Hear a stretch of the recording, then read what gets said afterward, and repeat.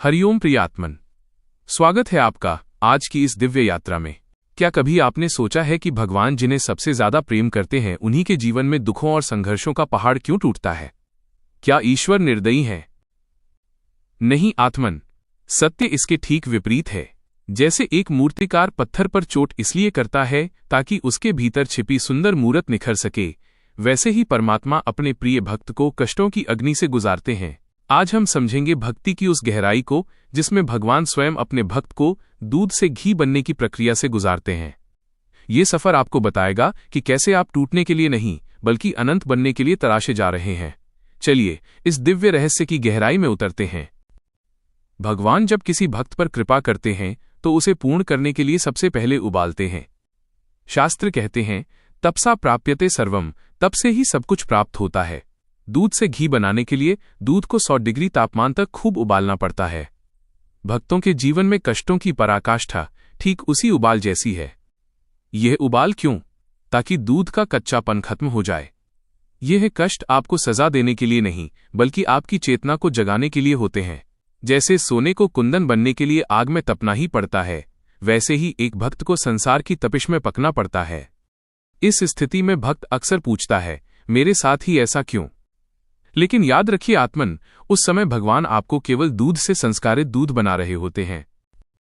दूध जब खूब उबल जाता है तब उसे सीधे दही नहीं बनाया जाता, पहले उसे थोड़ा शांत किया जाता है। जब वो हल्का गुनगुना हो तब उसमें जौरन यानी दही का जामन डाला जाता है। ठीक उसी तरह जब भक्त कष्टों की अधिकता से थककर अपना अहंकार त्याग कर ईश्वर के सम्मुख समर्पण कर देता है तो भगवान उसे नाम जाप रूपी जोरन देते हैं। कोई गुरु मिल जाता है, कोई ग्रंथ मिल जाता है या अंतरात्मा से एक पुकार उठती है। नाम रूपी जोरन पाकर भक्त पूरी तरह शांत और गंभीर हो जाता है। उसे भरोसा हो जाता है कि कोई है जो उसका हाथ थामे हुए है। यहां से उसकी स्थिति पहले से बेहतर होने लगती है और वो भजन के मार्ग पर चल पड़ता है। लेकिन यात्रा अभी समाप्त नहीं हुई। दही जम जाने के बाद भी घी नहीं मिलता। दही से माखन निकालने के लिए उसे मथना पड़ता है। भक्त के जीवन में शांति तो आ गई, लेकिन अब शुरू होता है मंथन और चिंतन का दौर। जैसे मथनी दही को चीरती है, वैसे ही भगवान भक्त के सामने ऐसी परिस्थितियां लाते हैं जहां उसे अपने विवेक और सहनशक्ति का परिचय देना होता है। उसे कई पुराने रिश्तों, मोह और आदतों के टूटने का अनुभव करना होता है। ध्यान रहे, ये परिस्थितियां आपकी योग्यता और पिछले जन्मों के कर्मों के अनुसार ही तय होती हैं। भगवान जानते हैं कि आप कहाँ कमजोर हैं। एक सुंदर कहावत है, गुरु और गोविंद आपको ऊपर से तो कठिनाइयों में डालते हैं पर भीतर से उनका हाथ हमेशा आपके नीचे होता है ताकि आप गिर न जाएं। यह मंथन ही आपको नवनीत यानी माखन बनाता है। इस स्थिति में पहुंचकर भक्त का मन इतना कोमल हो जाता है कि उसे ईश्वर के दर्शन सुलभ होने लगते हैं। अब एक अद्भुत सत्य को देखिए, दूध 2 दिन में खराब होता है, दही 4 दिन में और माखन 10 दिन में।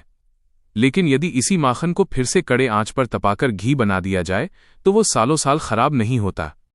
घी सार तत्व है। माखन से घी बनने की यह प्रक्रिया ईश्वर दर्शन के बाद की उच्चतम अवस्था है। यहां भक्त गुणातीत हो जाता है।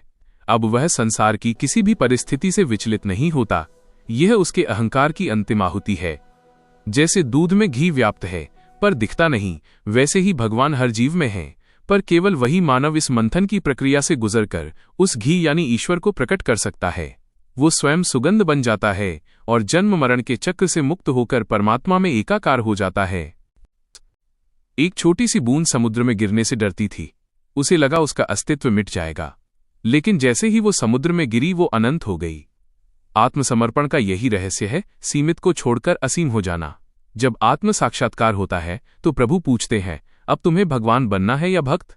ज्ञानी वही है जो भक्त बनकर केवल प्रेम के बल को पुष्ट करता है, क्योंकि दंड देना और न्याय करना उस परम सत्ता का कार्य है, हमारा नहीं। प्रिय आत्मन, यदि आपके पास एक प्रेम से भरा दिल है तो आप उस सर्वोच्च सत्ता से मिल सकते हैं। बस अपनी तलाश को संसार की बजाय ईश्वर की ओर मोड़ दीजिए। पहली सीढ़ी है नाम जाप। इसे अहर्निश यानी निरंतर कीजिए। चलते फिरते, उठते बैठते मन ही मन उस नाम को दोहराते रहिए। धीरे धीरे सारा प्रबंध वो परमात्मा स्वयं कर देंगे। धार्मिक होने का अर्थ माला फेरना मात्र नहीं बल्कि निष्काम कर्म करना है। आप जहां हैं, जो कर रहे हैं, उसे ईश्वर को समर्पित कर दीजिए। यही सबसे बड़ी भक्ति है। यदि आज के इस दिव्य संवाद ने आपके मन को स्पर्श किया है तो कमेंट्स में जय श्री हरि या हरिओम लिखकर अपनी उपस्थिति दर्ज कराएं।